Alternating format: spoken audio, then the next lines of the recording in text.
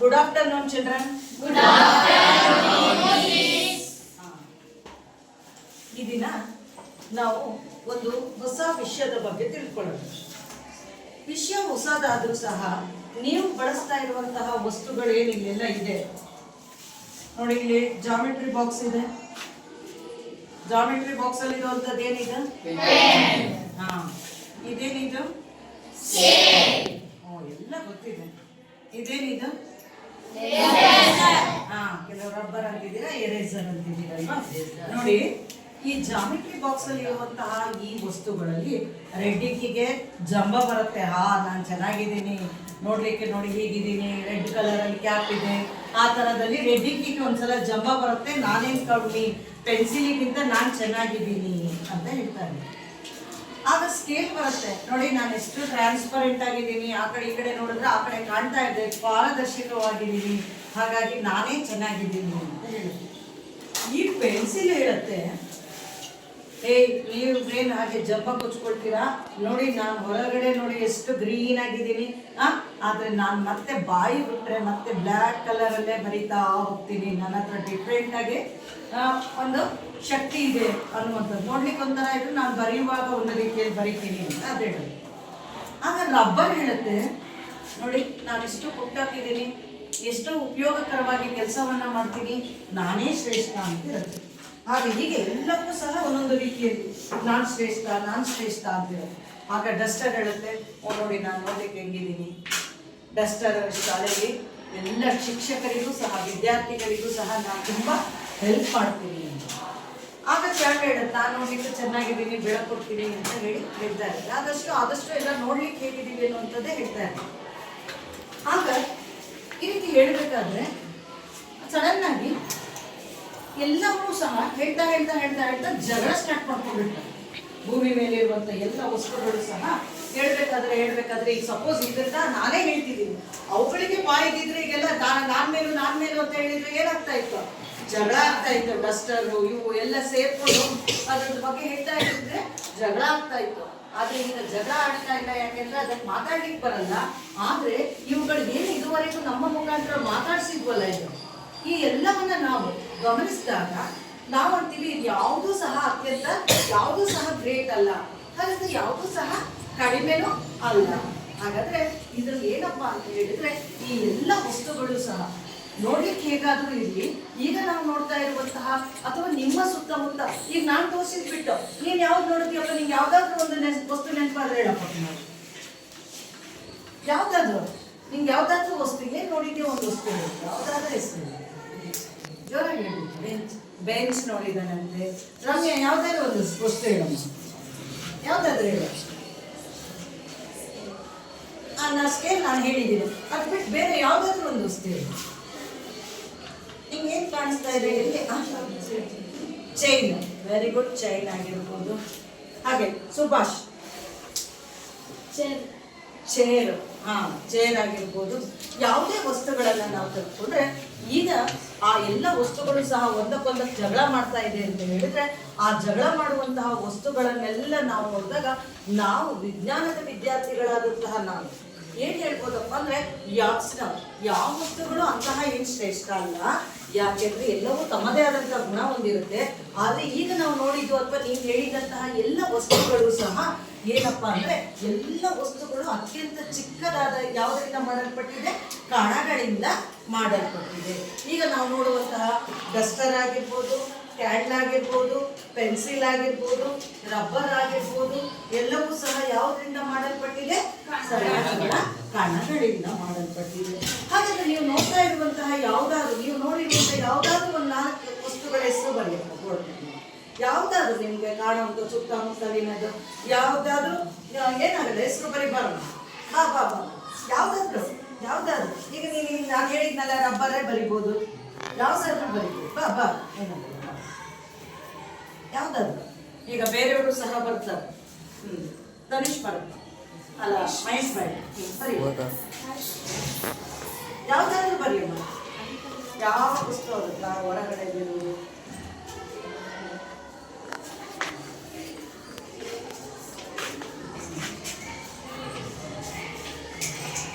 ನೋಡಿ ಈಗ ಗಡಿಯಾರ ಬರ್ತಾ ಬರೆಯಪ್ಪ ಇನ್ನೊಂದೆರಡು ದೊಡ್ಡ.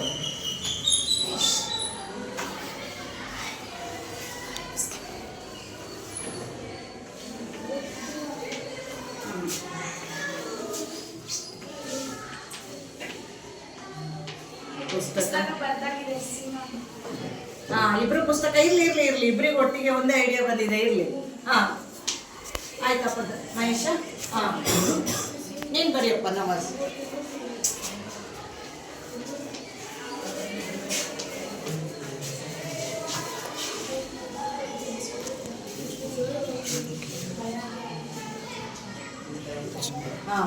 ನೋಡಿ ಇಲ್ಲಿ ಇದೇನಮ್ಮ ಇದು ಪೊರಕ್ಕೆ ಬರ್ದಿದ್ದಾಳೆ. ಪೊರಕ್ಕೆ ಸರಿ ಮಾಡ್ಬೇಕಲ್ಲ, ಹೇಗೆ ಬರೆಯೋದು? ನವಾಜ್ ಏನ್ ಬರ್ದಿಯಪ್ಪ? ಥ್ಯಾಂಕ್ಸ್. ಯಾವ್ದು ಬರ್ದ್ಯಾ? ಮರ ಗಿಡ. ಮತ್ತೆ ನೋಡಿ ಇಲ್ಲಿ ಇರುವಂತಹ ಯಾವುದೇ ಇಲ್ಲಿರುವಂತಹ ವಸ್ತುಗಳಾಗಿರ್ಬೋದು. ನೋಡಿ ತುಂಬಾ ಜನ ಕೈ ಎತ್ತುತ್ತಾ ಇದ್ದಾರೆ ನಾನು ಬರೀತೀನಿ ಅಂತ. ನೀವು ಹೇಳುವಂತಹ ವಸ್ತುಗಳಾಗಿರ್ಬೋದು, ಇವೆಲ್ಲವೂ ಸಹ ನಾವು ವಿಜ್ಞಾನದ ದೃಷ್ಟಿಯಲ್ಲಿ ಹೇಳ್ತಾ ಹೋದ್ರೆ ಈ ಎಲ್ಲ ವಸ್ತುಗಳನ್ನು ತೆಗೆದುಕೊಂಡು, ಈಗ ಸಾಧಾರಣವಾಗಿ ಈ ಮಕ್ಕಳು ಬಂದು ಹೇಳಿರುವಂತಹದನ್ನ ತೆಗೆದುಕೊಳ್ಳೋಣ. ಪೆನ್ ಆಗಿರ್ಬೋದು, ಅಥವಾ ಪುಸ್ತಕ ಆಗಿರ್ಬೋದು, ಗಿಡ, ಮರ, ಗಡಿಯಾರ, ವಾಚ್ ಆಗಿರ್ಬೋದು. ಯಾವುದೇ ವಸ್ತುವನ್ನ ನಾವು ಏನ್ ಮಾಡ್ತೀವಪ್ಪ ಅಂತ ಹೇಳಿದ್ರೆ, ಯಾವುದೇ ಒಂದು ನಿರ್ದಿಷ್ಟ ಸ್ಥಳದಲ್ಲಿ ಇಟ್ಟಾಗ ಅದೇನಾಗುತ್ತೆ ಅಂತ ಹೇಳಿದ್ರೆ, ಇದೇನಾಗುತ್ತೆ, ಒಂದು ಅದಕ್ಕೆ ಬೇಕಾದಷ್ಟು ಸ್ಥಳವನ್ನ ಏನ್ ಮಾಡುತ್ತೆ, ಆಕ್ರಮಿಸುತ್ತೆ. ಅದಕ್ಕೆ ಎಷ್ಟು ಸ್ಥಳ ಬೇಕೋ ಅಷ್ಟನ್ನು ಆಕ್ರಮಿಸುತ್ತೆ. ಈಗ ನೋಡಿ, ಈ ಬುಕ್ ಅನ್ನ ತೆಗೆದು ಬಿಟ್ಟು ನಾನು ಈ ಬುಕ್ ಮೇಲೆ ಪೆನ್ ಇಡ್ತೀನಿ ಅಂದ್ರೆ ಬುಕ್ ಎಷ್ಟು ಅಗಲ ಇದೆ ಅಷ್ಟು ಅಗಲೂ ಪೆನ್ ಇದೆಯಾ? ಎಷ್ಟು ಬೇಕೋ ಅಷ್ಟು ಸ್ಥಳವನ್ನ ಆಕ್ರಮಿಸಿಕೊಂಡಿದೆ. ಈಗ ಇದರ ಮೇಲೆ ಮತ್ತೆ ನಾನೇನು ಇಡ್ತೀನಿ? ಈ ಸಾಫ್ಟ್ ಚಾಕ್, ಸೀಮೆ ಸುಣ್ಣ ಇದನ್ನ ಇಡ್ತಾ ಇದ್ದೀನಿ. ಅದಕ್ಕೆ ಎಷ್ಟು ಸ್ಥಳ ಬೇಕೋ ಅದು ಆಕ್ರಮಿಸಿಕೊಂಡಿರುವಂತದ್ದಾಗಿರುತ್ತೆ. ಅದೇ ರೀತಿಯಲ್ಲಿ ಇಲ್ಲೊಂದು ಪೆನ್ಸಿಲ್ ಇಡ್ತೀನಿ, ಅದಕ್ಕೆ ಎಷ್ಟು ಸ್ಥಳ ಬೇಕೋ ಆ ರೀತಿಯ ಸ್ಥಳವನ್ನ ಆಕ್ರಮಿಸಿರುತ್ತೆ. ಹಾಗೆ ಇಷ್ಟೋ ತನಕ ಎಲ್ಲ ನಾನ್ ಮೇಲೆ ಅಂತ ಹೇಳಿ ಜಗಳ ಮಾಡಿದ್ವಲ್ಲ, ಅಥವಾ ನೀವು ಹೇಳಿರುವಂತಹ ಯಾವುದೇ ವಸ್ತುಗಳನ್ನ ತೆಗೆದುಕೊಂಡ್ರೆ ಈ ಎಲ್ಲ ವಸ್ತುಗಳಿಗೆ ಮಕ್ಕಳೇ ಒಂದು ಹೆಸರಿದೆ. ಏನಪ್ಪ ಅಂತ ಹೇಳಿದ್ರೆ, ಈ ಎಲ್ಲ ವಸ್ತುಗಳನ್ನ ನಾವು ಏನಂತ ಹೇಳಿ ಕರಿಬೋದಪ್ಪ ಅಂತ ಹೇಳಿದ್ರೆ ದ್ರವ್ಯ. ಏನಂತ ಹೇಳಿ ಕರಿಬೋದು? ದ್ರವ್ಯ. ಈಗ ಯಾವ ವಸ್ತುವನ್ನಾದ್ರೂ ಸಹ ನಾವು ದ್ರವ್ಯ ಅಂತ ಹೇಳಿ ಕರೀಲಿಕ್ಕೆ ಸಾಧ್ಯ. ಯಾಕೆ ದ್ರವ್ಯ ಅಂತ ಹೇಳ್ಬೋದು ಅನ್ನುವಂತಹದನ್ನ ನೀವು ಇನ್ನೊಮ್ಮೆ ಗಮನಿಸಬೇಕು. ಈಗ ಇಲ್ಲಿ ಒಂದು ವಾಟರ್ ಬಾಟ್ಲ್ ಇದೆ, ಇದನ್ನ ನಾವು ದ್ರವ್ಯ ಅಂತ ಹೇಳ್ಬೋದಾ? ನೋಡಿ, ದ್ರವ್ಯ ಅಂತ ಹೇಳ್ಬೋದು ಅಂದ್ರೆ ಯಾಕೆ ಇದನ್ನ ದ್ರವ್ಯ ಅಂತ ಹೇಳ್ತೀವಿ? ಭೂಮಿಕಾ, ಯಾಕೆ ಇದನ್ನ ನಾವು ದ್ರವ್ಯ ಅಂತೀವಿ? ಈಗ ನಾವು ಇದನ್ನ ದ್ರವ್ಯ ಅಂತ ಹೇಳ್ತೀವಿ? ಇದನ್ನ ಇಟ್ಟರೆ ಏನು ಮಾಡುತ್ತೆ? ಇದು ಸ್ಥಳವನ್ನ ಆಕ್ರಮಿಸುತ್ತಾ? ಸ್ಥಳವನ್ನ ಆಕ್ರಮಿಸುವಂತಹ ವಸ್ತುಗಳು ಏನಿರುತ್ತೆ, ಈಗಿರುವಂತ ಎಲ್ಲ ವಸ್ತುಗಳಿಗೂ ಸ್ಥಳವನ್ನ ಆಕ್ರಮಿಸುತ್ತೆ. ಆದ್ರೆ ಇದು ಸ್ವಲ್ಪ ದೊಡ್ಡದಾಗಿದೆ, ಹಾಗಾಗಿ ಇದರ ರಾಶಿ ಏನಾಗಿದೆ, ತೂಕ ಏನಾಗಿದೆ, ಜಾಸ್ತಿ ಆಗಿದೆ. ಪ್ರತಿಯೊಂದು ವಸ್ತು, ನೀವು ಭೂಮಿಯ ಮೇಲೆ ಇರುವಂತಹ ಯಾವುದೇ ವಸ್ತುವನ್ನ ತೆಗೆದುಕೊಳ್ಳಿ, ಆ ಎಲ್ಲ ವಸ್ತುವಿಗೂ ಅದರದೇ ಆದಂತಹ ರಾಶಿ ಇರುತ್ತೆ. ಈಗ ನೋಡಿ, ಚಾಕ್ಪೀಸಿಗೆ ಅದರದೇ ಆದಂತಹ ರಾಶಿ ಇದೆ, ಈ ಡಸ್ಟ್ಗೆ ಅದರದೇ ಆದಂತಹ ರಾಶಿ ಇರುತ್ತೆ. ಮತ್ತೆ ಅದಕ್ಕೆ ಎಷ್ಟು ಬೇಕೋ ಅಷ್ಟು ಸ್ಥಳವನ್ನ ಆಕ್ರಮಿಸುತ್ತೆ. ನೋಡಿ, ಈಗ ರಬ್ಬರ್ ಅಂತ ಹೇಳಿದ್ರೆ ಇದನ್ನ ನಾವು ದ್ರವ್ಯ ಅಂತ ಹೇಳ್ಬೋದ? ರಬ್ಬರ್ ಅನ್ನ ಹಾಗಾದ್ರೆ ನೋಡಿ, ಯಾಕೆಂದ್ರೆ ಇದನ್ನ ಇಟ್ಟಾಗ ಸ್ಥಳವನ್ನ ಏನ್ ಮಾಡ್ಬೇಕದು? ಆಕ್ರಮಿಸಬೇಕು. ಹಾಗೆ ಅದಕ್ಕೆ ಅದರದೇ ಆದಂತಹ ರಾಶಿ ಇದೆ, ಹಾಗಾಗಿ ಅದನ್ನ ನಾವು ದ್ರವ್ಯ ಅಂತೀವಿ. ಹಾಗಾದ್ರೆ ಈ ಜಾಮೆಟ್ರಿ ಬಾಕ್ಸ್ ಅನ್ನು ಈಗ ನೋಡಿ, ಜಾಮೆಟ್ರಿ ಬಾಕ್ಸ್ ಅನ್ನ ಈಗ ನಾನು ಇಲ್ಲಿ ಇಟ್ಟಿದ್ದೀನಿ ಅಂತ ಹೇಳಿದ್ರೆ, ಈ ಟೇಬಲ್ ಮೇಲೆ ಜಾಮೆಟ್ರಿ ಬಾಕ್ಸ್ ಇಟ್ಟಿದ್ದೀನಿ ಅಂದ್ರೆ, ಈ ಜಾಮೆಟ್ರಿ ಬಾಕ್ಸ್ ಎಷ್ಟು ಜಾಗವನ್ನ ಆಕ್ರಮಿಸಿದ್ಯೋ ಅಷ್ಟು, ಅದಕ್ಕೆ ಎಷ್ಟು ಬೇಕೋ ಅಷ್ಟು ಜಾಗವನ್ನ ಆಕ್ರಮಿಸಿದೆ. ಈ ಜಾಮೆಟ್ರಿ ಬಾಕ್ಸ್ ಆಕ್ರಮಿಸಿರುವ ಜಾಗದಲ್ಲಿ ಮತ್ತೆ ಬೇರೆ ಯಾರಾದ್ರೂ ಕೂರ್ಲಿಕ್ಕೆ ಸಾಧ್ಯ ಇದೆ? ಹೋಗಿರ್ಲಿಕ್ಕಾಗತ್ತಾ? ಜಾಮೆಟ್ರಿ ಬಾಕ್ಸ್ ಮೇಲೆ ಇರ್ಬೋದು, ಆದ್ರೆ ಜಾಮೆಟ್ರಿ ಬಾಕ್ಸ್ ಮೇಲೆ ಆಕ್ರಮಿಸಿರುವ ಜಾಗದಲ್ಲಿ ಇರ್ಲಿಕ್ಕಾಗತ್ತಾ? ಹಾಗಾಗಿ ಪ್ರತಿಯೊಂದು ವಸ್ತುವಿಗೂ ಸಹ ಏನಾಗುತ್ತೆ, ಒಂದು ರಾಶಿ ಅನ್ನುವಂಥದ್ದು ಇದ್ದೇ ಇರುತ್ತೆ.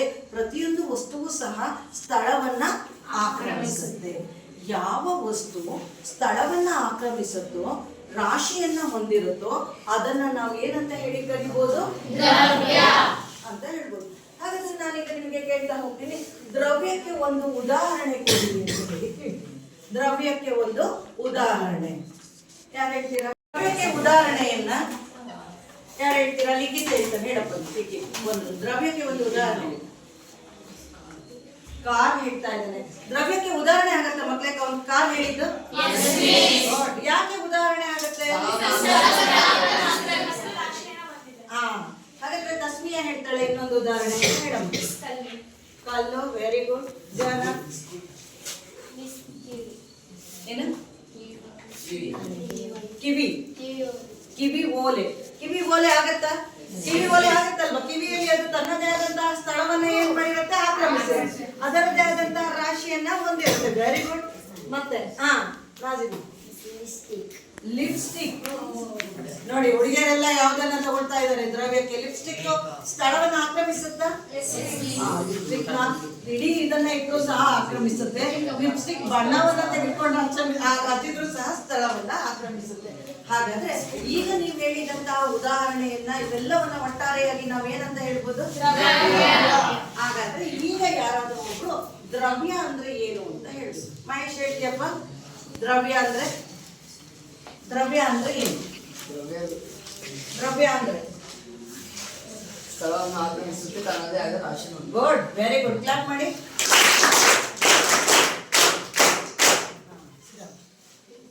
ಹಾಗಾದ್ರೆ ಈಗ ನಾವು ಬರೀಬಹುದು, ಈ ದಿನದ ನಮ್ಮ ಪಾಠ ಏನಪ್ಪಾ ಅಂದ್ರೆ, ನಮ್ಮ ಸುತ್ತಮುತ್ತಲು ದ್ರವ್ಯ ಇದೆಯಾ? ಬರ್ಬೋದಾ? ಹಾಗಾದ್ರೆ ಈಗ ಬರ್ಕೊಳ್ಳೋಣ. ಎಲ್ಲರೂ ಬರ್ಕೊಳ್ಳಿ. ನಿಮ್ಮ ರನ್ನಿಂಗ್ ನೋಟ್ಸ್ ಅಲ್ಲಿ ಮಕ್ಕಳೇ ಯಾವುದರ ನಮ್ಮ ಈ ದಿನದ ಪಾಠವನ್ನ ನಾವು ಬರೆಯೋಣ. ಬರ್ಕೊಳ್ಳಿ ಎಲ್ಲರೂ. ನಮ್ಮ ಸುತ್ತಮುತ್ತಲಿನ ದ್ರವ್ಯಗಳು.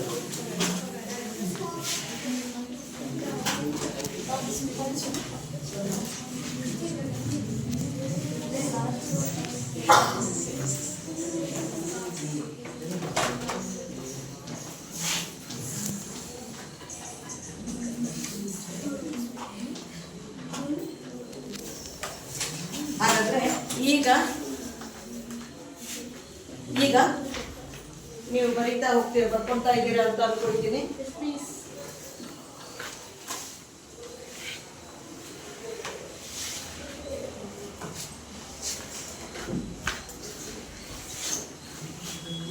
ನಮ್ಮ ಸುತ್ತಮುತ್ತ ಇರುವಂತಹ ವಸ್ತುಗಳ ಹೆಸರನ್ನು ನೀವು ಹೇಳಿದ್ರ ನೀವು?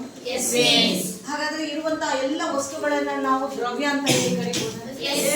ಹಾಗಾದ್ರೆ ಈಗ ನಾವು ದ್ರವ್ಯ ಅಂದ್ರೆ ಏನು ಅಂತ ಹೇಳಿ ನೀವು ಹೇಳ್ತೀರಾ ಅಂತ ಅನ್ಕೊಂಡಿದ್ದೀನಿ. ನಿಮಗೆ ಇಷ್ಟ ಅರ್ಥ ಆಗಿದೆ ಅಂದ್ರೆ ದ್ರವ್ಯ ಅಂದ್ರೆ ಮಹೇಶ್ ಹೇಳಿದ. ದ್ರವ್ಯ ಅಂತ ಹೇಳಿದ್ರೆ ಏನು ಅಂತ ಹೇಳಿ ಮಹೇಶ್ ಹೇಳಿದ್ದಾನೆ. ಹಾಗಾಗಿ ಇನ್ಯಾರು ಹೇಳ್ತೀರಾ? ಈಗ ನಾನು ಬರಿಬೇಕು ಅಂತ ಹೇಳಿದ್ರೆ ನವಾಜ್ ಹೇಳ್ತಾನಂತೆ ನೋಡಪ್ಪ. ಸ್ಥಳವನ್ನು ಆಕ್ರಮಿಸುವ ರಾಶಿಯನ್ನು ದ್ರವ್ಯ ಎನ್ನುವುದು. ರಾಶಿಯನ್ನು ಹೊಂದಿರುವ ಸ್ಥಳವನ್ನು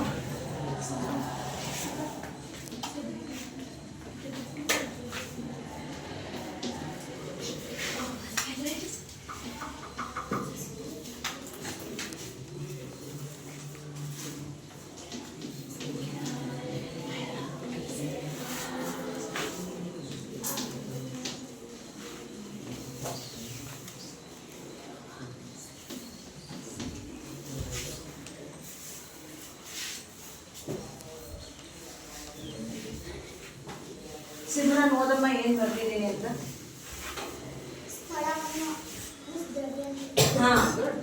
ದ್ರವ್ಯ ಸ್ಥಳವನ್ನು ಆಕ್ರಮಿಸುವ ಮತ್ತು ರಾಶಿಯನ್ನು ಹೊಂದಿರುವ ವಸ್ತುವೇ ದ್ರವ್ಯ. ಈಗ ನಾವು ಅಷ್ಟೆಲ್ಲ ವಸ್ತುಗಳನ್ನ ಹೇಳಿದ್ವಿ. ಕೆಲವರು ಕಾರ್ ಹೇಳಿದ್ರು, ಕಲ್ಲು ಹೇಳಿದ್ರು, ಮಣ್ಣು ಹೇಳಿದ್ರು, ಸ್ಕೇಲ್ ಹೇಳಿದ್ರು, ಪೆನ್ಸಿಲ್ ಹೇಳಿದ್ರು, ಇಂಪಾರ್ಟ್ ಹೇಳಿದ್ರು, ಪರ್ಸ್ ಇರ್ಬೋದು, ಮೊಬೈಲ್ ಇರ್ಬೋದು, ಎಲ್ಲವೂ ದ್ರವ್ಯ ತಾನೆ. ಹಾಗಾದ್ರೆ ಎಲ್ಲ ದ್ರವ್ಯವೂ ಸಹ ಯಾವುದರಿಂದ ಮಾಡಲ್ಪಟ್ಟಿದೆ ಅಂತ ಹೇಳಿದ್ವಿ? ಕಣಗಳು. ಈ ತರದ ಕಣಗಳು ಅಥವಾ ದ್ರವ್ಯಕ್ಕೆ ಏನೇನು ಗುಣ ಇದೆ ಅನ್ನುವಂಥದ್ದು, ದ್ರವ್ಯದ ಗುಣಗಳ ಬಗ್ಗೆ ಈಗ ತಿಳ್ಕೊಳ್ಳೋಣ. ಏನೆಲ್ಲ ಇದೆ ದ್ರವ್ಯದಲ್ಲಿ ಅಂತ ಅವೆಲ್ಲವನ್ನ ದ್ರವ್ಯ ಅಂತ ಹೇಳಿದ್ರೆ ಆ ದ್ರವ್ಯದ ಗುಣಗಳನ್ನ ಈಗ ನಾವು ತಿಳ್ಕೊಳ್ತಾ ಹೋಗ್ತೀವಿ.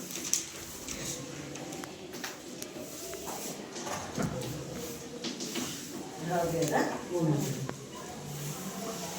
ನೋಡಿ. ಈಗ ನಾವು ಇದು ಪೀಸ್ ಆಫ್ ಚಾಕ್ ಏನಿದೆ ಇದನ್ನ ತೆಗೆದುಕೊಂಡು ಸುಮ್ಮನೆ ಹೇಗೀಗಂತ ಹೇಳಿದ್ರು ಧೂಳಿನಲ್ಲಿ ಚಿಕ್ಕ ಚಿಕ್ಕ ಕಣಗಳು ಬೀಳುವಂತ ಕಾಣ್ತಲ್ಲ. ಆ ಎಲ್ಲ ಕಣಗಳು ತುಂಬಾ ಅಂದ್ರೆ ನಮಗೆ ಈಗ ಕಾಣ್ತಾ ಇರುವಂತಹ ಕಣ ದೊಡ್ಡದು. ಇದಕ್ಕಿಂತ ಅತ್ಯಂತ ಚಿಕ್ಕದಾದ ಕಣಗಳಿಂದ ಮಾತ್ರ ಏನಾಗಿರುತ್ತೆ ದ್ರವ್ಯಗಳು, ಪ್ರತಿಯೊಂದು ಯಾವುದೇ ದ್ರವ್ಯವೂ ಸಹ ಅದರದೇ ಆದಂತಹ ಕಣಗಳಿಂದ ಏನಾಗಿರುತ್ತೆ ಮಾಡಲ್ಪಟ್ಟಿರುತ್ತೆ. ಚಿಕ್ಕ ಚಿಕ್ಕ ಕಣಗಳಿಂದ ದ್ರವ್ಯ ಏನಾಗಿರುತ್ತೆ ಮಾಡಲ್ಪಟ್ಟಿರುತ್ತೆ. ಆ ಕಣಗಳನ್ನು ಸಹ ಈಗ ನಾನು ಚಾಕ್ಲೇಟ್ ಪೌಡರ್ನ ಹೀಗೆ ಅಲ್ತಾ ಇದ್ದೀನಿ ಅಂತ ಹೇಳಿದ್ರೆ ಇಲ್ಲಿ ಬೀಳ್ತಾ ಇರೋದು ಕಾಣಿಸ್ತಿದೆ ಅಂತ ಹೇಳಿದ್ರೆ ಇದು ನಿಮಗೆ ಕಾಣಿಸ್ತಾ ಇರುವಂತದ್ದು ಇದಕ್ಕಿಂತ ಅತ್ಯಂತ ಚಿಕ್ಕದಾದ ಕಣಗಳಿಂದ ಏನಾಗ್ತಾ ಇರುತ್ತೆ ದ್ರವ್ಯದ ಕಣಗಳು ಮಾಡಲ್ಪಟ್ಟಿರುತ್ತೆ. ಬರಿಗಣ್ಣಿನಿಂದ ನೋಡ್ಲಿಕ್ಕೆ ಸಾಧ್ಯವಾಗದೇ ಇರುವಂತಹ ಎಲೆಕ್ಟ್ರಾನ್ ಸೂಕ್ಷ್ಮದರ್ಶಕದಿಂದ ಮಾತ್ರ ನೋಡ್ಲಿಕ್ಕೆ ಆಗುವಂತಹ ಅತ್ಯಂತ ಚಿಕ್ಕ ಕಣದಿಂದ ಮಾಡಲ್ಪಟ್ಟಿರುತ್ತೆ ಹಾಗಾದ್ರೆ ದ್ರವ್ಯದ ಗುಣಗಳನ್ನ ನಾವು ಹೇಳೋದಾದ್ರೆ ದ್ರವ್ಯದ ಕಣಗಳು ಚಿಕ್ಕದಾಗಿರುತ್ತದೆ. ದ್ರವ್ಯದ ಕಣಗಳು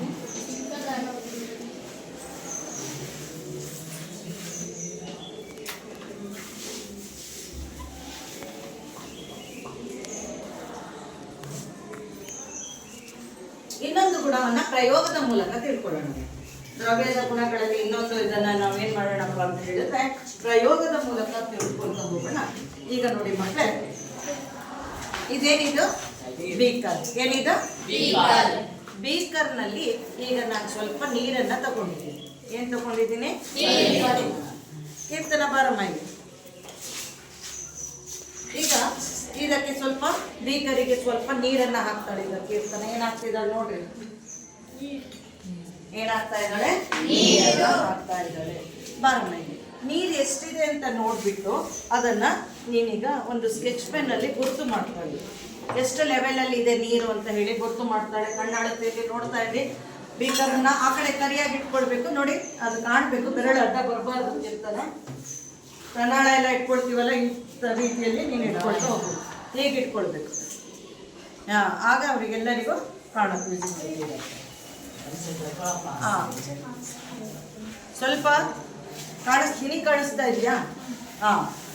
ನೋಡಿ, ಅಲ್ಲಿಯವರೆಗೆ ಅವಳು ಅದನ್ನ ನೀರು ಎಷ್ಟರ ಮಟ್ಟದಲ್ಲಿ ಇದೆ, ಎಷ್ಟು ನೀರು ತಗೊಂಡಿದ್ರು ಅಂತ ಹೇಳಿ ಅವಳು ಅದಕ್ಕೆ ಹಾಕಿದ ನೋಡ್ತಾ ಗುರುತು ಮಾಡಿದ್ದಾಳೆ.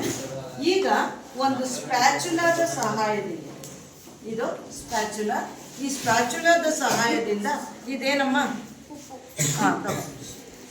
ಇದಕ್ಕೆ ಏನ್ ಮಾಡ್ತಾ ಇದ್ದಾಳೆ? ನಿಧಾನಕ್ಕೆ ತೋರಿಸೋದು, ನಿಧಾನ. ಆ ಕಡೆ ಏನ್ ಮಾಡ್ತಿದ್ದಾಳೆ? ಉಪ್ಪನ್ನ ಹಾಕ್ತಾ ಇದ್ದಾಳೆ. ಎಷ್ಟೇನು ಅಂತ ಅಂತಾಳೆ ಮುಗಿಸ್ಬೇಡ. ಈಗ ಮತ್ತೆ ಇನ್ನೂ ಒಂದು ಸ್ವಲ್ಪ ಹಾಕೋಣ, ಸಾಕ? ಹಾಕ್ಬೇಕಾ? ಹಾಕೋಣ. ನೋಡಿ, ಹಾಕಿದ್ದು ಸಾಕ? ಇನ್ನೊಂದು ಸ್ವಲ್ಪ ಬೇಕಾ? ಇನ್ನೊಂದು ಸ್ವಲ್ಪ ಹಾಕಿದ್ರೆ ಕಾಗೆದು ಒಂದು ಕಥೆ ಇತ್ತಲ್ಲ, ಕಾಗೆ ಬಾಯಡಿಕೆ ಆದಾಗ ಕಲ್ಲು ಹಾಕಿದ್ರೆ ನೀರು ಮೇಲ್ ಬರುತ್ತೆ ಅಂತ ಹೇಳಿದ್ರಲ್ಲ, ಹಾಗೆ ನಾವೀಗ ಇನ್ನೊಂದಷ್ಟು ಉಪ್ಪು ಹಾಕಿದ್ರೆ ಇದು ಮೇಲ್ ಬರುತ್ತಾ?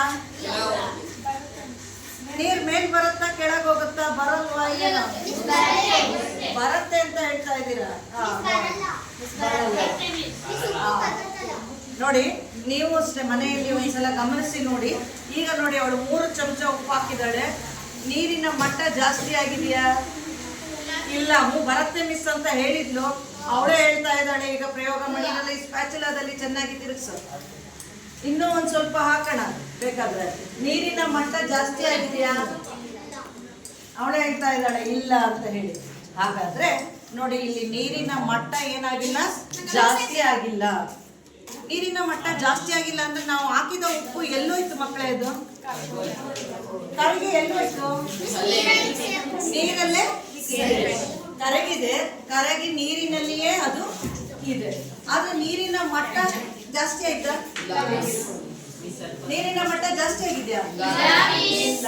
ಹಾಗಾದ್ರೆ ಇದರಿಂದ ನಾವು ಏನ್ ತಿಳಿಬಹುದಪ್ಪ ಅಂದ್ರೆ, ಎಲ್ಲವೂ ಸಹ ದ್ರವ್ಯದ ಕಣಗಳಿಂದ ಆಗಿದ್ರು ಸಹ ದ್ರವ್ಯದ ಕಣಗಳ ಮಧ್ಯೆ ಏನಿರುತ್ತೆ?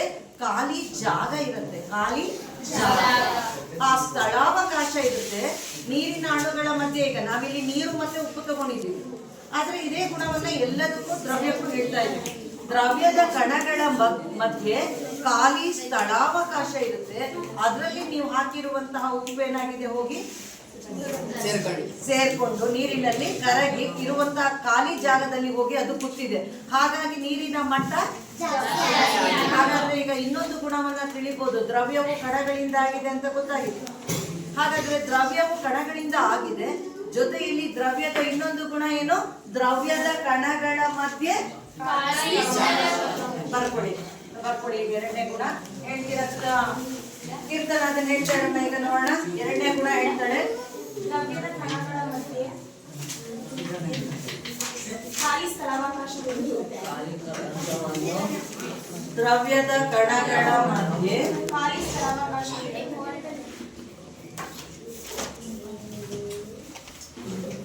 ನೋಡಿ ಎಲ್ಲ ಬರ್ಕೊಳ್ತಿದ್ದೀರಾ? ನೋಡಿ ಎಲ್ಲ ಬರ್ಕೊಳ್ತಾ ಇದ್ದಾರ? ಏನಿದು ಎರಡನೆಯದು ಒಂದು ಯಾರ ಗುಣ ಇದು? ಯಾರ ಗುಣ ಅದು? ದ್ರವ್ಯದ ಗುಣ. ಎಷ್ಟು ಗುಣವನ್ನ ತಿಳ್ಕೊಂಡ್ರೆ? ಯಾವ್ಯಾವ್ದು?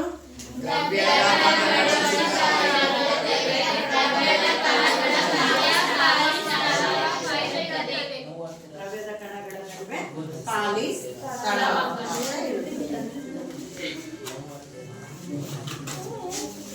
ನೆಕ್ಸ್ಟ್ ಈಗ ತಸ್ಮಿಯ ಮಾತು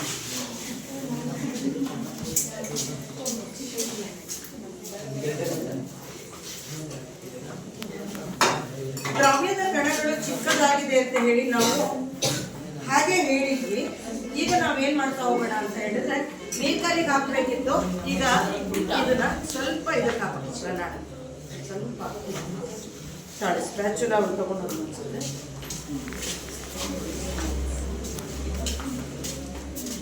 ನೋಡಿ ಈಗ ನೋಡಿ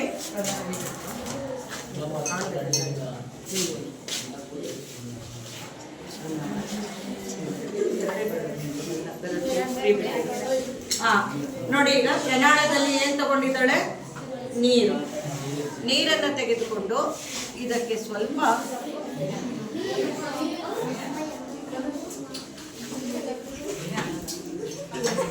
ಪೊಟ್ಯಾಷಿಯಂ ಪರ್ಮಾಂಗನೇಟ್ ಅನ್ನುವಂತ ಒಂದು ರಾಸಾಯನಿಕವನ್ನು ಹಾಕಿದ್ವಿ. ಒಳ್ಳೆ ಬ್ಯೂಟಿಫುಲ್ ಕಲರ್ ಬಂದಿದಲ್ಲ. ಎಲ್ಲರ ಮುಖದಲ್ಲಿ ನೋಡಿ, ಹುಡುಗಿಯರ ಮುಖ ನೋಡಿ ಫೋಕಸ್ ಮಾಡಪ್ಪ. ನೋಡಿ ಅವ್ರು ಎಷ್ಟು ಖುಷಿಯಾಗಿದ್ದಾರೆ ನೋಡಲು. ಆ ಕಲರ್ ನೋಡಿ, ಸೂಪರ್ ಆಗಿದೆ. ಚೆನ್ನಾಗಿದೆಯಾ ಕಲರ್? ನೋಡಿ ಈಗ ನಾವು ಅದರಲ್ಲಿರುವಂತಹ ದ್ರವ್ಯದ ಕಣಗಳು, ಅದರಲ್ಲಿ ಹಾಕಿರುವಂತದ್ದು ಪೊಟ್ಯಾಷಿಯಂ ಪರ್ಮಾಂಗನೇಟ್ ಅನ್ನೋದು ಒಂದು ರಾಸಾಯನಿಕ ಅಂತ ಹೇಳಿದ್ರೆ ಅದನ್ನ ದ್ರವ್ಯ ಅಂತ ಹೇಳಿ ಒಪ್ತೀರಾ? ನೋಡಿ ಕುಮಾರ ಖಂಡಿತವಾಗಿ ಹೌದು ಅಂತ ಹೇಳಿ ಒಪ್ಕೊಳ್ತಾ ಇದ್ದೀವಿ. ಹೌದು, ಅದರಲ್ಲಿ ದ್ರವ್ಯ ಇದೆ. ಈ ದ್ರವ್ಯವನ್ನ ನಾವು ಇದರಲ್ಲಿ ಎರಡು ಡ್ರಾಪ್, ಇದರಲ್ಲಿರುವಂತಹ ಒಂದು 2 ಡ್ರಾಪ್ ಅಷ್ಟೇ ಇದಕ್ಕೆ ನೀರಿಗೆ ಹಾಕ್ತೀವಿ. ಒಂದೆರಡು ಡ್ರಾಪ್ ಅಷ್ಟೇ.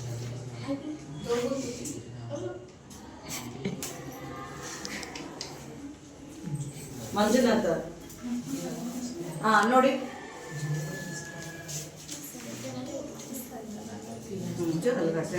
ಸ್ವಲ್ಪ ಶೇಕ್ ಮಾಡಿ. ಬೀಕರಲ್ಲಿ ತಗೊಳ್ಬೇಕಿತ್ತು, ನಾನು ಪ್ಲುನಾಳದಲ್ಲಿ ತಗೊಳ್ತಾ ಇದ್ದೀವಿ. ಇಲ್ಲಿ ನೋಡಿ, ಇಲ್ಲಿ ಕಲರ್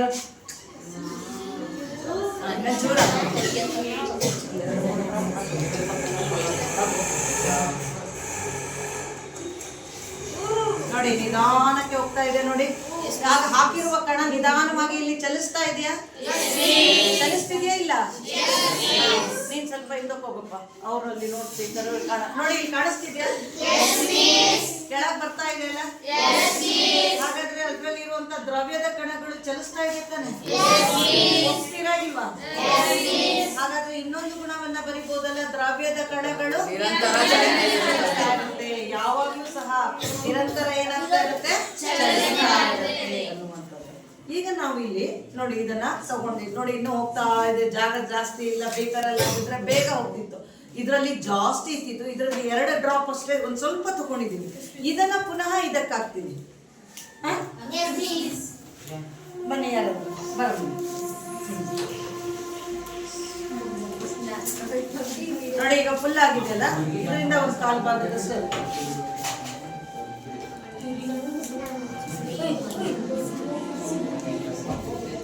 ಈಗ ನೋಡಿ ನೋಡಿ ಅಲ್ಲಿ ಹಾಕದ್ಲಾ? ಸ್ವಲ್ಪ ಹಾಕಿದ್ದಾಳೆ. ಒಂದು 10 ml ಅಷ್ಟು ಕಡಿಮೆ ಹಾಕ್ತಾ ಹೋದ್ರು ಆಗ್ತಾ ಹೋಗುತ್ತೆ ಬೀಕರಲ್ಲಿ ಆಗಿದ್ರೆ. ನೋಡಿ ಚಲಿಸ್ತಿದ್ದೆ ನೋಡಮ್ಮ, ಅಲ್ಲಿ ನೋಡಿ ಬೇರ್ತಿ ಇಡ್ಬೇಕು. ಚೆನ್ನಾಗಿ ಇಟ್ಕೊಂಡಿದ್ಯಾ? ಗುಡ್. ಇದು ತುಂಬಾ ಬನ್ನಿ, ಇದು ತುಂಬಾ ಡಾರ್ಕ್ ಇದೆ, ಇದು ಸ್ವಲ್ಪ ಡಾರ್ಕ್ ಇದೆ. ಆಫ್ರಿಕಾ ಬರ್ತೀಯಾ? ಇನ್ಯಾರು ಬರ್ತೀರಾ?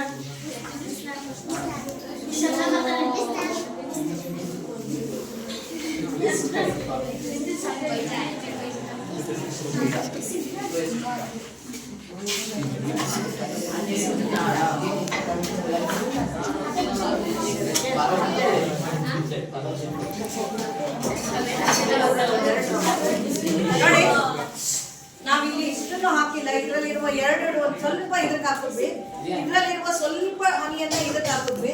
ಅರ್ಥ ಆಗ್ತಿದೆಯಲ್ಲ? ಆದ್ರೆ ಇದ್ರಲ್ಲಿರುವ ದ್ರವ್ಯದ ಕಣಗಳು ಇದಕ್ಕೆ ಬಂದಿದ್ಯಾ? ಇಲ್ಲಿಂದ ದ್ರವ್ಯದ ಕಣಗಳು ಸ್ವಲ್ಪ ಅದಕ್ಕೆ ಹೋಗಿದ್ಯಾ? ಈಗ ಅದರಿಂದ ಒಂದ್ ಸ್ವಲ್ಪ ಹಾಕ್ತಿವಿ, ಅದರಲ್ಲಿ ದ್ರವ್ಯದ ಕಣ ವರ್ಗಾವಣೆ ಆಗುತ್ತೆ ನೋಡೋಣ. ನೋಡಿ,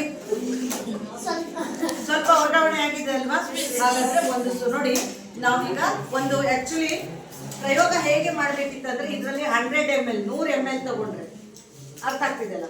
ಆ 1000 ನೀವು ವಾಟರ್ ಬಾಟಲ್ ತರ್ತೀರಲ್ಲ, ಅರ್ಧ ಲೀಟರ್ದು, ಅದು 500 ml. 1 ಲೀಟರ್ ಇದ್ರೆ 1000 ml. ಈಗ ನಾವು 100 ml ನೀರು ತಗೊಂಡಿದ್ದೀವಿ. ಹಾಗೆ ಆ 100 ml ನೀರನ್ನ ತಗೊಂಡು ಈ ತರದ 4 ಪ್ರನಾಳ ತಗೊಂಡಿದೀವಲ್ಲ, ಅದ್ರ ಬದಲು 4 ಈ ತರದ ಬೀಕರ್ ತಗೊಂಡಿದ್ದೀವಿ. ಇದರಲ್ಲಿ ಇರುವಂತ 10 ml ಅನ್ನ ಇನ್ನೊಂದಕ್ಕೆ ಹಾಕಿಲ್ಲ. ನೆಕ್ಸ್ಟ್ ನೋಡಿ, ಈಗ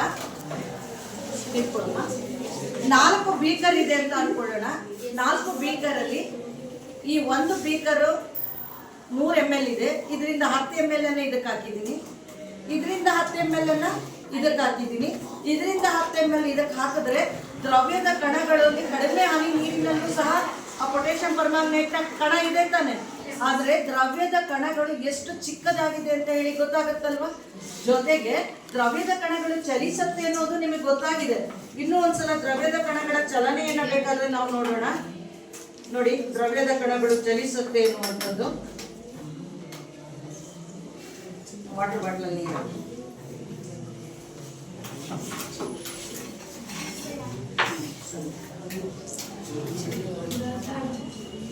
ಅಲ್ಲಲ್ಲ,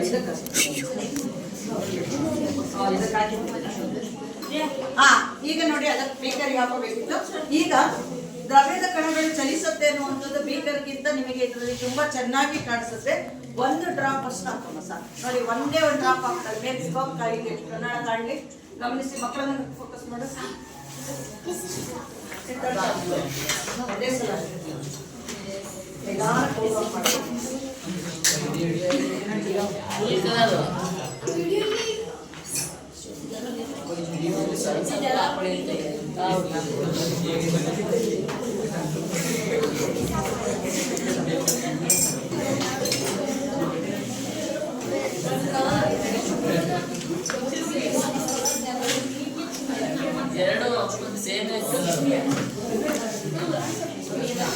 ಈಗ ನೋಡಿ, ಮುಂದೆ ಒಂದು ನಿಧಾನದ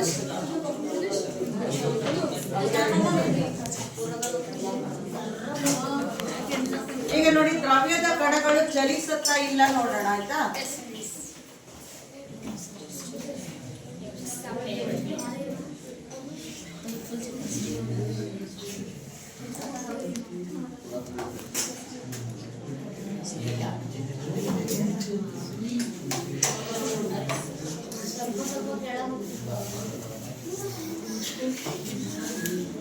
ನೋಡಿ, ದ್ರವ್ಯದ ಕಣಗಳ ಚಲನೆ ಕಾಣಿಸ್ತಾ ಇದೆಯಾ? ಕಾಣಿಸ್ತಾ ಇದೆ. ಇದೇ ದ್ರವ್ಯದ ಕಣಗಳು ಹೇಗೆ ಚಲಿಸ್ತಾ ಇದೆ ಮಕ್ಕಳೇ? ಫಾಸ್ಟ್ ಆಗಿ ಚಲಿಸ್ತಿದ್ಯಾ, ನಿಧಾನ ಚಲಿಸ್ತಿದ್ಯಾ? ತಾಯಿ, ಈಗ ಇದನ್ನ ನಾವು ಏನಾದ್ರೂ ಇಷ್ಟು ನಿಧಾನ ಇತ್ತಲ್ಲ, ಇದಕ್ಕೆ ಸ್ವಲ್ಪ ಬಿಸಿ ಮಾಡಿದ್ರೆ ಇದು ಎಷ್ಟು ಇನ್ನೂ ವೇಗವಾಗಿ ಏನಾಗುತ್ತೆ ಅಂತ ಅನ್ಕೊಂಡಿದ್ದೀರಾ? ಇಲ್ಲ ಅನ್ಕೊಂಡಿದ್ದೀರಲ್ಲ, ನೋಡೇ ಬಿಡೋಣ. ಬಿಸಿ ಮಾಡಿದ್ರೆ ವೇಗವಾಗಿ ಚಲಿಸುತ್ತೆ.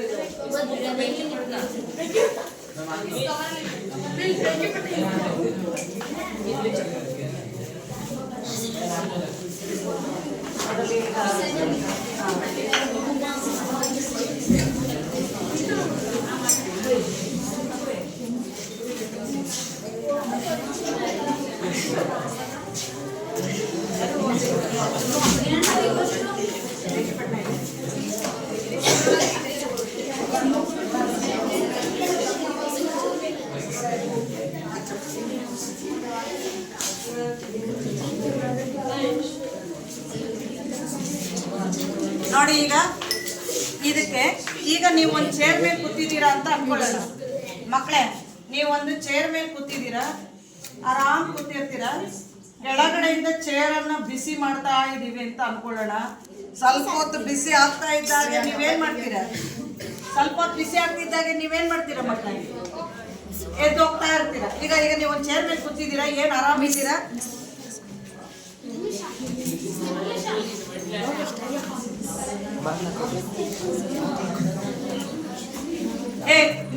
ಬಿಸಿ ಆಗ್ತಾ ಇದ್ದಾಗೆ ನಿಮಗೆ ಬಿಸಿ ಆಗ್ತಾ ಇದೆ, ನೀವು ಕೂತಿರುವ ಜಾಗ ಎಲ್ಲೋ ಬಿಸಿ ಆಗ್ತಾನೆ ಇದೆ ಅಂತ ನೀವೇನ್ ಮಾಡ್ತೀರಾ? ಎದ್ದೋಗ್ತೀರಾ ಅಂದ್ರೆ ನೀವು ಅಲ್ಲಿಂದ ನಿಮ್ಮ ಚಲನೆ ಆರಂಭ. ಅರ್ಥ ಆಗ್ತಿದೆಯಲ್ಲ? ಹಾಗೆ ನೋಡಿ, ಇದಕ್ಕೆ ನಾವು ನಿಧಾನ ಈಗ ನೋಡಿ, ನಾನು ಕೇಳಿದೆ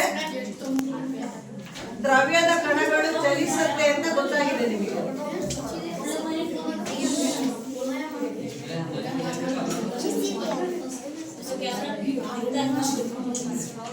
ನೋಡಿ, ದ್ರವ್ಯದ ಕಣಗಳು ಚಲಿಸುತ್ತಾ?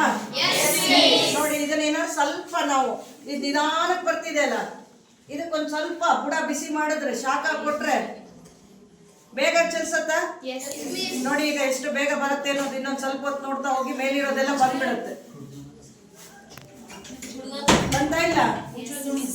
ಹಾಗಾದ್ರೆ ದ್ರವ್ಯದ ಕಣಗಳಿಗೆ ಶಾಖ ಕೊಟ್ಟಾಗ ಏನಾಗುತ್ತೆ? ಕಿಟಕಿ ತೆಗಿರಪ್ಪ, ಕತ್ಲೆ ಆಗ್ತಾ ಇದೆ. ದ್ರವ್ಯದ ಕಣಗಳಿಗೆ ಶಾಖ ಕೊಟ್ಟಾಗ ಏನಾಗುತ್ತೆ? ಕಣಗಳ ಚಲನೆ ವೇಗವಾಗಿ ಆಗುತ್ತೆ. ಹಾಗಾದ್ರೆ ದ್ರವ್ಯದ ಕಣಗಳ ಚಲನೆಯಲ್ಲಿ ಒಂದು ಗುಣ ಹೇಳ್ಬೋದು, ದ್ರವ್ಯದ ಕಣಗಳು ನಿರಂತರ ಚಲನೆಯಲ್ಲಿರುತ್ತದೆ. ಶಾಖ ಕೊಟ್ಟಾಗ, ಉಷ್ಣತೆಯನ್ನು ಕೊಟ್ಟಾಗ ದ್ರವ್ಯದ ಕಣಗಳು ಏನಾಗುತ್ತೆ? ವೇಗವಾಗಿ ಚಲಿಸುತ್ತೆ. ಹೌದಾ? ಹೇಳ್ಬೋದಾ ಇಲ್ಲ? ಹಾಗಾದ್ರೆ ಈಗ ಇನ್ನೊಂದು ಪಾಯಿಂಟ್ ಅನ್ನ ಬರೀತಾರೆ. ಬರೀ ಈಗ ನಾವು ಮಾಡಿದ ಪ್ರಯೋಗಕ್ಕೆ ಸಂಬಂಧಿಸಿದ ಹಾಗೆ ಏನನ್ನ ತಿಳ್ಕೊಂಡ್ವಿ ಬರೀದು. ಈ ಪ್ರಣಾಳದ ಸ್ಟ್ಯಾಂಡ್ ಅಲ್ಲಿ ಈಗ ಅದನ್ನೆಲ್ಲ ಇಡ್ತಾ ಇದ್ದಾರೆ.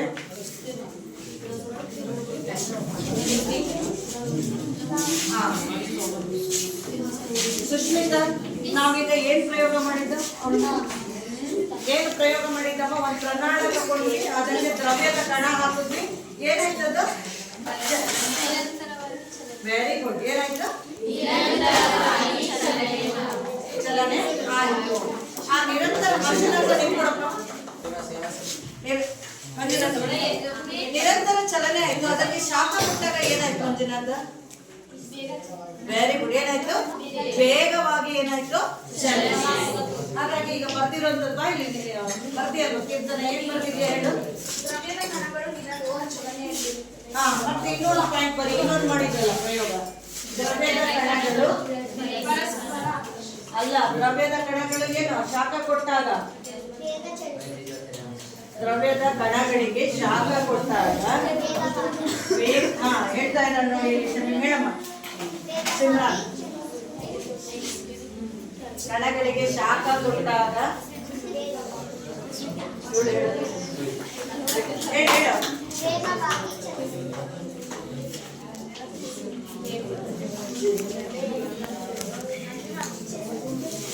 ವೇಗವಾಗಿ ಚಲಿಸುತ್ತದೆ. ಇದೆಲ್ಲವೂ ಸಹ ಏನಮ್ಮ? ಇದು ದ್ರವ್ಯದ ಈಗ ನಾನು ಮಾಡಿದಷ್ಟು ಈಗ ಸಿಮ್ರಾನ್ ಮತ್ತೆ ಇವರಿಬ್ರು ಹೇಳ್ತಾರೆ ಅಂತ ಅನ್ಕೊಂಡು ಆಮೇಲೆ ನೆಕ್ಸ್ಟ್ ಪ್ರಯೋಗ ಮಾಡೋಣ.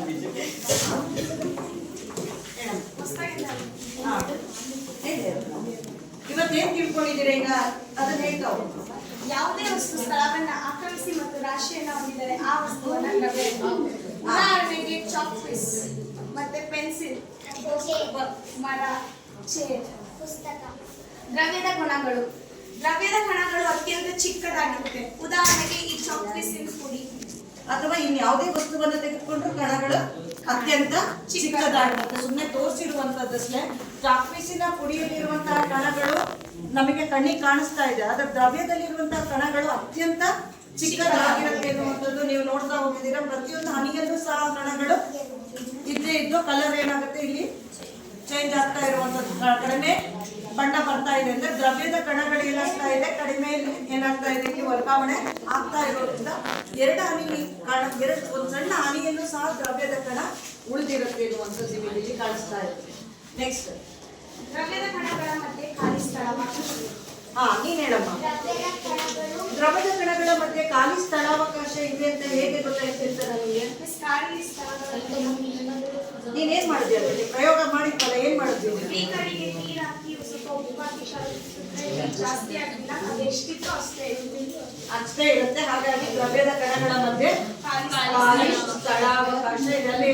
ಅಲ್ಲಿ ಯಾರು ಏನ್ ಮಾಡ್ತೀವಿ? ನಿಂತ್ಕೊಳ್ಳೋ ಪಕ್ಕ ನಿಂತ್ಕೋ. ನಿಂತಿರಪ್ಪ. ಏನೀಗ ಹೇಳಿದ್ದು? ದ್ರವ್ಯದ ಕಣಗಳ ಮಧ್ಯೆ ದ್ರವ್ಯದ ಕಣಗಳ ಮಧ್ಯೆ ಹೇಳ್ಕೊಡಮ್ಮ ಅವನಿಗೆ. ನೋಡಿ ನಿಂತಿದ್ದಾರೆ. ದ್ರವ್ಯದ ಕಣಗಳ ಮಧ್ಯೆ ಹೇಳಪ್ಪ. ದ್ರವ್ಯದ ಕಣಗಳ ಮಧ್ಯೆ ನೆಕ್ಸ್ಟ್ ಖಾಲಿ ಸ್ಥಳಾವಕಾಶವಿರುತ್ತದೆ. ಖಾಲಿ ಸ್ಥಳಾವಕಾಶವಿರುತ್ತದೆ. ನೆಕ್ಸ್ಟ್ ಹೇಳಮ್ಮ ನೀನು. ದ್ರವ್ಯದ ಕಣಗಳು ನಿರಂತರ ಚಲನೆಯಲ್ಲಿರುತ್ತವೆ. ಮಂಜುನಾಥ್ ಅಲ್ಲಿಗೆ ಇಟ್ಟಿದ್ದಾನೆ, ಕೇಳಪ್ಪ. ಅದೇನೆ ಹೇಳ, ಇನ್ನೊಂದ್ಸಲ ಹೇಳ. ದ್ರವ್ಯದ ಕಣಗಳು ನಿರಂತರ ಚಲನೆ ಇರುತ್ತದೆ. ನೆಕ್ಸ್ಟ್ ಸಿಮ್ರನ್ ಹೇಳು. ದ್ರವ್ಯದ ಕಣಗಳಿಗೆ ಶಾಖ ಕೊಟ್ಟರೆ ವೇಗವಾಗಿ ಚಲಿಸುತ್ತದೆ. ದ್ರವ್ಯದ ಕಣಗಳಿಗೆ ಶಾಖ ಕೊಟ್ಟಾಗ ಏನಾಗುತ್ತೆ? ಅನ್ನುವಂಥದ್ದನ್ನು ಸಹ ನಾವು ತಿಳಿದುಕೊಂಡಿದ್ದೀವಿ. ದ್ರವ್ಯದ ಕಣಗಳ ನಡುವೆ ಆಕರ್ಷಣ ಬಲ ಇರುತ್ತೋ ಇಲ್ಲೋ ಅನ್ನುವಂಥದ್ದನ್ನ ನಾವೀಗ ನೋಡ್ತಾ ಹೋಗೋಣ. ನೋಡಿ, ಈಗ ನಾವು ಬಳಸಿರುವಂತದ್ದು ಇದು ಸ್ಟ್ರೀಟ್ ಲ್ಯಾಂಪ್, ಗೊತ್ತೇ ಇದೆ. ಈಗ ದ್ರವ್ಯದ ಕಣಗಳ ನಡುವೆ ಆಕರ್ಷಣ ಬಲ ಅನ್ನುವಂಥದ್ದು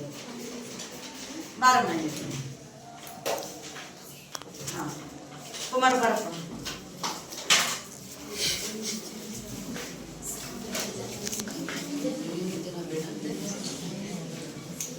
ಬರಪ್ಪ.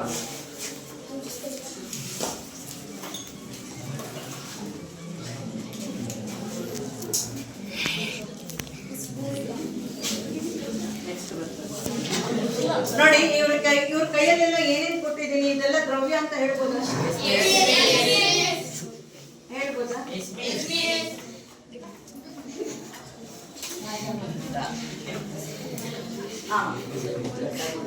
ಇವೆಲ್ಲ ದ್ರವ್ಯ ಅನ್ಬೋದಾ? ಈಗ ಇವುಗಳ ಕಣಗಳ ನಡುವೆ ಆಕರ್ಷಣೆ ಇದೆ ಇಲ್ಲ ಅನ್ನೋದು ಕೀರ್ತನ ಬರೀ ಅಲ್ಲ, ಭೂಮಿಕ ಬರೀ ಕೀರ್ತನ ಬರೀ ಇದೆ.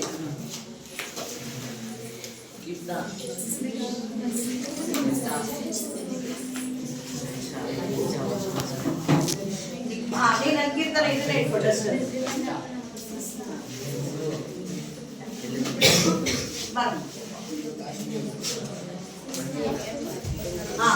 ನೋಡಿ, ಇವರೆಲ್ಲ ಇಟ್ಕೊಂಡಿರುವ ಈ ವಸ್ತುಗಳನ್ನ, ನೀವು ಇಟ್ಟಿರೋ ಎಲ್ಲ ವಸ್ತುವನ್ನ ದ್ರವ್ಯ ಅನ್ಬೋದು, ಹೇಳ್ಬೋದಾ? ಹಾಗಾದ್ರೆ ಯಾಕೆ ದ್ರವ್ಯ ಅನ್ಬೋದು? ಈಗ ನೋಡಿ, ಈ ವಸ್ತುಗಳನ್ನೆಲ್ಲ ಮುರಿರಿ ಅಂತ ಹೇಳ್ತೀನಿ ನಾನು. ನಿಮ್ಮ ಹತ್ರ ಕೈಯಲ್ಲಿರುವ ವಸ್ತು ಎಲ್ಲ ಮುರಿರಿ ಅಂತೀನಿ. ಮುರಿರಿ ನೋಡೋಣ. ನೀರು ಕೊಟ್ಟಿದ್ದೀನಿ, ನೀನು ನೀರನ್ನ ಮುರಿ ಅಂತ ಹೇಳಿದ್ರೆ ಚೆಲ್ಲಿದ್ರೆ ಚೆಲ್ಲೋಗ್ಬಿಡ.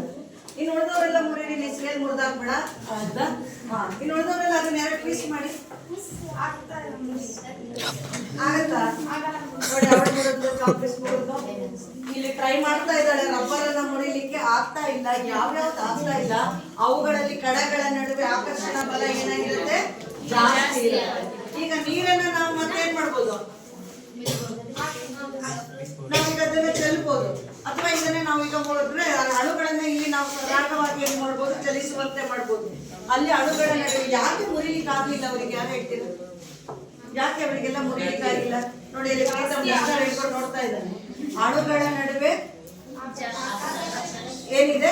ಆಕರ್ಷಣ ಬಲ ಜಾಸ್ತಿ ಇದೆ. ನೋಡಿ, ಪ್ರತಿಯೊಂದು ವಸ್ತುವಿಗೂ ತನ್ನದೇ ಆದಂತಹ ಆಕರ್ಷಣ ಬಲ ಇದೆ. ಇದನ್ನ ಸ್ವಲ್ಪ ಮುರಿಲಿ ಅಂತ ಹೇಳಿದ್ರೆ ಇಷ್ಟುದ ಎಳಿಬಹುದಲ್ವಾ? ನೋಡಿ, ಇದನ್ನ ನೋಡಿ, ಮುರಿಲಿಕ್ಕಾಗತ್ತ. ನೋಡಿ, ನೋಡ್ತಾ ಇದ್ದಾರೆ.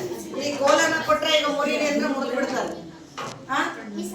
ಆಗ್ತಾ ಇಲ್ಲ, ಬೇರೆಯವ್ರಿಗೆ ಕೊಟ್ಟರು ಮುರಿತಾರೆ. ಆದ್ರೆ ಇವುಗಳಲ್ಲಿ ಯಾವುದನ್ನ ಈಸಿಯಾಗಿ ಮುರಿದ್ರು ಅವುಗಳಲ್ಲಿ ಅಣುಗಳ ನಡುವೆ ಆಕರ್ಷಣ ಬಲ ಏನಾಗಿದೆ? ಕಡಿಮೆ ಇದೆ. ನೀರಿನಲ್ಲಿ ನೋಡಿ, ನೀರಿನ ಆರಾಮಗಳು ಏನು ಬಲ ಪ್ರಯೋಗ ಮಾಡ್ಲೇ ಇಲ್ಲ. ಹಿಂಗಂದು ಆಕರ್ಷಣ ಬಲ ಕಡಿಮೆ ಇದೆ. ಇದರಲ್ಲಿ ಸ್ವಲ್ಪ ಇದನ್ನೆಲ್ಲ ಚೇಂಜ್ ಆಯ್ತು, ಆಕಾರ ಎಲ್ಲ ಚೇಂಜ್ ಆಯ್ತು. ಆಕರ್ಷಣ ಬಲ ಅಂತ ಏನಾಗಿದೆ? ಬೇರೆ ವಸ್ತುಗಳಿಗೆ ಕಡಿಮೆ ಕಂಪೇರ್ ಮಾಡಿದ್ರೆ ಇದರಲ್ಲಿ ಕಡಿಮೆ ಆಗಿದೆ. ಯಾವ ವಸ್ತು ಗಟ್ಟಿ ಇರುತ್ತೋ ಅವುಗಳಲ್ಲಿ ಆಕರ್ಷಣ ಬಲ ಏನಾಗಿರುತ್ತೆ? ಜಾಸ್ತಿ ಇರುತ್ತೆ. ಹಾಗಾಗಿ ನಾವು ಕಣಗಳ ನಡುವೆ ಆಕರ್ಷಣ ಬಲ ಇರುತ್ತೆ ಅನ್ನುವಂಥದ್ದನ್ನ ಅಣುಗಳ ನಡುವೆ ಇರುವ ಆಕರ್ಷಣ ಬಲವನ್ನ ಏನ್ ಮಾಡ್ತಾವನ್ನ ಬೇರ್ಪಡಿಸ್ತಾ. ನೋಡಿ ಅಲ್ಲಿ ಕುಮಾರ ಅದನ್ನ ಬೇರ್ಪಡಿಸ್ತಾ, ಅಣುಗಳ ನಡುವೆ ಇರುವ ಆಕರ್ಷಣ ಬಲವನ್ನ ಬೇರ್ಪಡಿಸ್ತಾ, ಆಗ ಅದು ಕಟ್ಟುತ್ತೆ. ಹಾಗಾಗಿ ದ್ರವ್ಯದ ಕಣಗಳ ನಡುವೆ ಏನಾಗಿರುತ್ತೆ, ಆಕರ್ಷಣ ಬಲ ಇದೆ. ಹಾಗಾದ್ರೆ ಯಾವ್ದನ್ನ ಸುಲಭವಾಗಿ ಅವರು ಆಕರ್ಷಣ ಬಲ ಕಡಿಮೆ ಇದ್ದಿದ್ದು ಯಾವುದು? ಇನ್ನ ಇವ್ರು ಇಟ್ಕೊಂಡಿರುವಂತ ಎಲ್ಲ ವಸ್ತುಗಳು ಯಾವ ಇದರಲ್ಲಿ ಸ್ಥಿತಿಯಲ್ಲಿದ್ದು? ಈ ಇವ್ರು ಇಟ್ಕೊಂಡಿರುವಂತ ವಸ್ತುಗಳೆಲ್ಲ ಯಾವ ಸ್ಥಿತಿಯಲ್ಲಿತ್ತು? ಇದನ್ನೊಂದು ಬಿಟ್ಟು ಉಳಿದಂತ ಯಾವ ಸ್ಥಿತಿಯಲ್ಲಿ ಇದೆ ಇದೆಲ್ಲ? ನೋಡಿ ಇನ್ನು ಯಾಕೋ ಯಾರಿಂದ ಉತ್ತರ ಬರ್ತಾ ಇದೆ. ನೋಡಿ ಅವ್ರು ಇಟ್ಕೊಂಡಿರುವ ಎಲ್ಲ ವಸ್ತುಗಳು ಯಾವ ಸ್ಥಿತಿಯಲ್ಲಿದೆ, ಇವಳು ಇಟ್ಕೊಂಡಿರುವ ಭೂಮಿ ಕೈಟ್ಕೊಳಮ್ಮ, ಇದು ಯಾವ ಸ್ಥಿತಿಯಲ್ಲಿದೆ?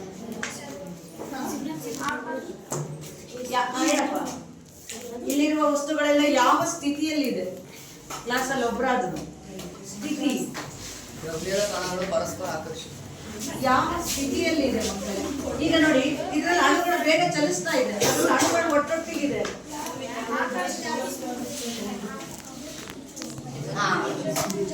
ನೋಡಿ ಯಾವ ಗಟ್ಟಿ ಇರುತ್ತೆ, ಅಣುಗಳ ನಡುವೆ ಆಕರ್ಷಣೆ ಜಾಸ್ತಿ ಇದೆ, ಅದನ್ನೆಲ್ಲ ನಾವು ಏನಂತ ಹೇಳಿ ಕರಿತೀವಿ? ಘನ ಸ್ಥಿತಿ. ಏನಂತ ಹೇಳಿ ಕರಿತೀವಿ? ಯಾವುದ್ರಲ್ಲಿ ಅಣುಗಳ ನಡುವೆ ಸ್ವಲ್ಪ ಆಕರ್ಷಣ ಬಲ ಕಡಿಮೆ ಇರುತ್ತೆ? ದ್ರವ ಸ್ಥಿತಿ. ಇನ್ನ ಯಾವ್ದ್ರಲ್ಲಿ ಅಣುಗಳ ನಡುವೆ ಇನ್ನೂ ಸಹ ಹೆಚ್ಚು ಆಕರ್ಷಣ ಬಲ ಕಡಿಮೆ ಇರುತ್ತೆ, ಅದನ್ನೆಲ್ಲ ನಾವೇನಂತ ಹೇಳಿ ಕರಿತೀವಿ? ಕೊಠಡಿಯಲ್ಲಿ ಇರುವಂತಹ ಆನಲ. ಹಾಗಾದ್ರೆ ದ್ರವ್ಯದಲ್ಲಿ ಯಾವ್ಯಾವ್ದು ಇರುತ್ತೆ, ಯಾವ್ಯಾವ ಸ್ಥಿತಿಗಳಿದೆ?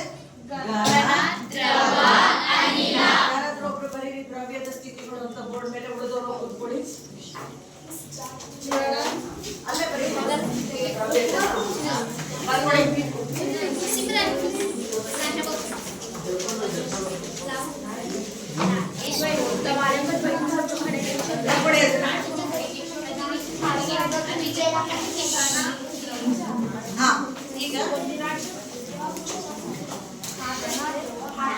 ಈಗ ನೋಡಿ ಒಂದು ಹೋಗ್ರಮ್ಮ ಗನ್ಸು, ನಾನು ಫಸ್ಟ್ ಹೇಳ್ಕೊಡ್ತೀನಿ, ಆ ಥರ ಆಮೇಲೆ ನೀವು ಮಾಡಿ.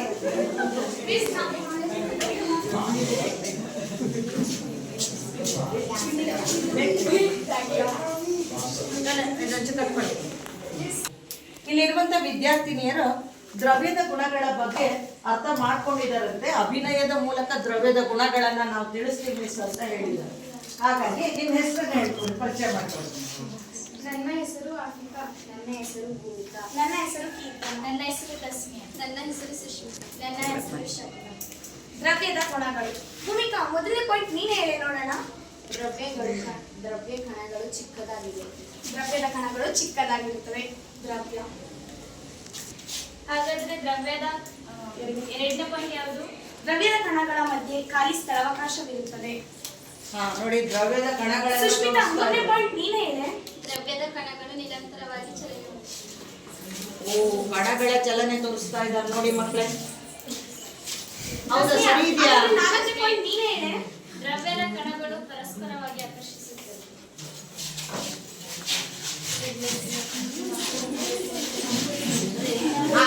ಆಯ್ತು. ದ್ರವ್ಯದ ಕಣಗಳ ಆಕರ್ಷಣೆ ಚೆನ್ನಾಗಿತ್ತ?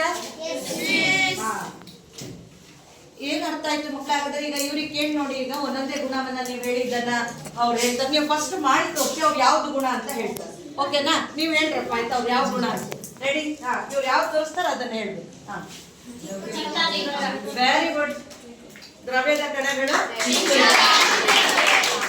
ನೆಕ್ಸ್ಟ್ ಯಾವ್ದಾದ್ರು ತೋರಿಸ್ಬೋದು ಮಧ್ಯ ಮಧ್ಯ.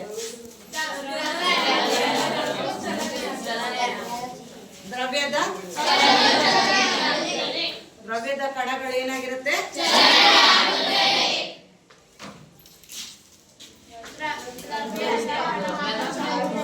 ಯಾಕೋ ಯೋಚನೆ ಮಾಡ್ತಿದ್ದೀರಲ್ಲ, ಹೇಳಿ ಇದು ಯಾವ ಗುಣ? ಇನ್ನೊಂದ್ಸಲ ತೋರಿಸ್ರಪ್ಪ, ಯಾಕೋ ಸುಮ್ಮನೆ ಇದ್ದಾರೆ.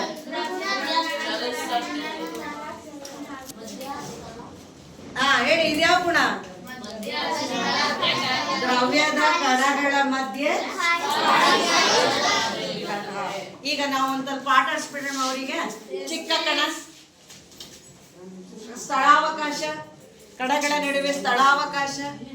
ನೀವೇ ಹೇಳಿ ಈಗ. ನೆಕ್ಸ್ಟ್ ಇನ್ನೊಂದು ಯಾವ್ದಾದ್ರು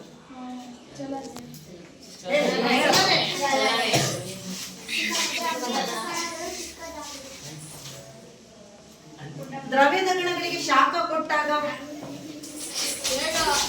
ಏನ್ ಮಾಡ್ತಿದ್ದಾರೆ ಇದು? ಗುಡ್, ವೇಗವಾಗಿ ಚಲಿಸುತ್ತದೆ. ಹಾಗಾದ್ರೆ ಇವತ್ತು ಏನ್ ಕಲ್ತಿದೀವಿ ಅದನ್ನೇ ಹೋಮ್ವರ್ಕ್ ಗೃಹಪಾಠಕ್ಕೆ ಚಟುವಟಿಕೆಗೆ ಕೊಡೋಣ. ಆದ್ರೆ ಯಾವ ಕ್ವಶನ್ ಕೊಡ್ತೀರಾ? ಕ್ವಶನ್ ಯಾವ್ದು ಕೊಡ್ತೀರಾ? ಈಗ ಹೋಮ್ವರ್ಕ್ ಗೆ ಗೃಹಪಾಠಕ್ಕೆ ನೀವು ಕಲ್ತ್ಕೊಂಡ್ ಬರ್ಬೇಕು ಅಂದ್ರೆ ಯಾವ್ದನ್ನ ಕೊಡ್ತೀರಾ? ದ್ರವ್ಯದ ಗುಣಗಳನ್ನ ತಿಳಿಸಿ. ನಾಳೆ ಬಾಯ್ಸ್ ಮಾಡ್ತೀರಾ ಈ ತರ? 4 ಗುಣ ಅನ್ನೋ ಸುಮ್ಮನೆ ಹಾಗೆ ಹೇಳೋದು. ಒಂದು ಗುಣ ಯಾವ್ದು? ಯಾವ್ದು ಹೇಳಿ? ಈಗ ಮತ್ತೆ ತೋರಿಸ್ತಾರಲ್ಲ ಅದನ್ನೇ. ದ್ರವ್ಯದ ಗುಣ ಚಿಕ್ಕದಾಗಿರುತ್ತೆ. ದ್ರವ್ಯದ ಕಣಗಳು ನೆಕ್ಸ್ಟ್ ಮತ್ತೆ